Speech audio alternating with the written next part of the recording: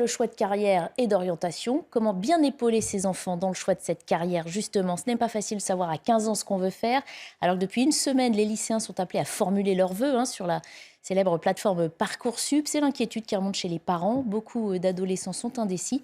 Et pour les aider, certaines familles n'hésitent pas à se payer les conseils d'un coach d'orientation. Ils sont de plus en plus nombreux à proposer un accompagnement pour guider ces jeunes. Michael Chailloux a rencontré l'une de ces coachs au Mans. Dans son cabinet du Mans, Anne-Sophie Bourgeois coach 80 jeunes comme Marius. Pas de la thérapie, pas du conseil, mais bien de l'accompagnement bienveillant via 4 à 6 séances pour aboutir à 2 ou 3 choix d'orientation scolaire. Oui, c'était vraiment flou et puis elle est arrivée et puis elle a un petit peu tout remis en ordre et j'ai compris certaines choses et pour moi maintenant c'est plus logique. Après courageux parce que j'aime bien prendre des risques. Tout passe par des tests pour affiner le projet d'orientation. Anne-Sophie suit 80% de lycéens qui n'ont pas trouvé de réponse au sein de leur établissement scolaire. Une conseillère d'orientation s'occupe en général de 1500 élèves. Donc pour elle et pour eux, c'est compliqué. Et aujourd'hui, il faut savoir qu'il y a de plus en plus de formations. Sur Parcoursup, vous avez 21 000 formations.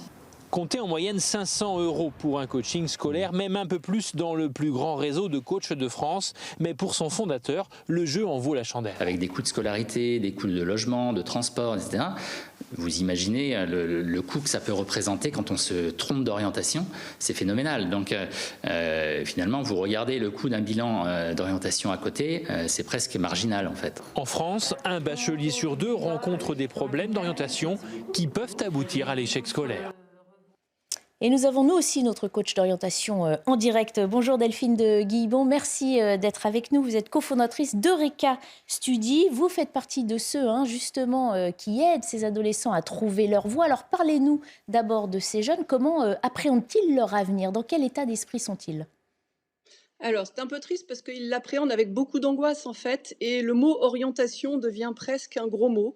Et c'est tout l'objectif de notre travail, nous, coachs en orientation scolaire, c'est de remettre un discours positif autour de leur avenir et essayer de les aider à renouer avec l'envie de se projeter, avec la motivation pour le travail et un peu d'enthousiasme. Alors comment faites-vous pour les aider à trouver leur voie? C'est pas forcément facile à 15 ans. Non, c'est pas très facile, surtout que les réformes sont là aussi pour nous obliger à anticiper un peu les choses. Il faut qu'on réponde un petit peu à des questions très précises posées par les familles et on les aide à trouver des solutions sur quel spé je vais choisir en fin de seconde, quel est l'aspect je vais abandonner en fin de première et comment construire mon projet post-bac après la terminale. L'objectif premier, c'est d'abord de prendre un temps de pause et de les faire réfléchir à leurs atouts, leurs forces, leurs centres d'intérêt scolaires, mais aussi extrascolaires, pour ensuite les aider à se projeter, identifier avec eux des secteurs qui pourraient les intéresser et aller voir plus loin que les études finalement, prendre de la hauteur, aller raisonner un petit peu métier, découvrir ce que sont les différents secteurs qu'on aura un petit peu sélectionnés avec eux au préalable, les emmener à découvrir ça via des enquêtes métiers, via des parcours découvertes qu'on a mis en place, en tout cas nous chez Eureka Studi pour les aider à découvrir tout ça, et ensuite les pousser à argumenter pour choisir, hiérarchiser, choisir et surtout s'ils choisissent, pourquoi ils choisissent et ensuite les engager à se motiver pour construire leur projet et s'en emparer. On n'oriente pas un jeune, on est là pour l'éduquer, lui apprendre une démarche à l'orientation, démarche qui mobilisera plein de fois dans sa vie puisque aucun parcours n'est linéaire maintenant et qu'ils auront à se réorienter plusieurs fois. Et surtout, il faut que ce soit eux qui trouvent l'orientation qui leur plaît. C'est tout l'accompagnement qu'on met en place autour d'eux. Combien de temps ça prend et combien ça coûte? Parce qu'on parle beaucoup d'inégalité sociale dans ces questions d'éducation. Tout le monde n'a pas les moyens de mettre ses moyens financiers supplémentaires pour aider son enfant à trouver sa voie.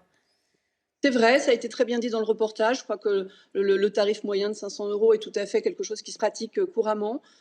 Combien de temps ça prend? C'est un chemin, donc ça prend environ 5 heures d'interaction avec le jeune, plus du travail pour la consultante qui va mettre en place ensuite les parcours découvertes pour amener le jeune à aller découvrir les différents secteurs qu'il aura identifiés, mais aussi pour le jeune prendre le temps d'aller investiguer ces différents secteurs. Et là, ça prend beaucoup, beaucoup de temps. Donc, en termes de timing, pour faire un bilan d'orientation, il faut compter 1 mois et demi, 2 mois.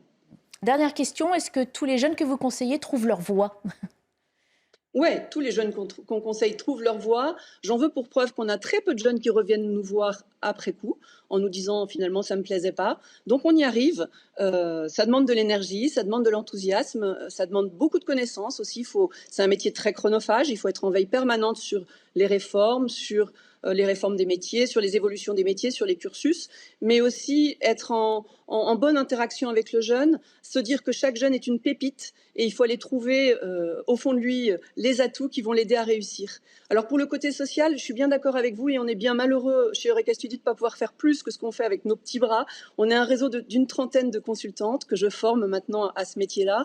En revanche, on intervient dans des conférences. En revanche, chacune d'entre nous intervient bénévolement. Il y en a certaines qui interviennent avec Espérance Banlieue, certaines qui interviennent pour les enfants malades à l'hôpital, d'autres qui avec les enfants malades à l'hôpital, d'autres qui interviennent dans des quartiers difficiles du côté de Marseille. Donc vous voyez, cette fibre-là, on l'a toute. Le mot commun entre les consultantes du réseau, c'est vraiment être utile, remettre de l'humain dans nos carrières, dans nos interactions et répondre et apporter des solutions concrètes.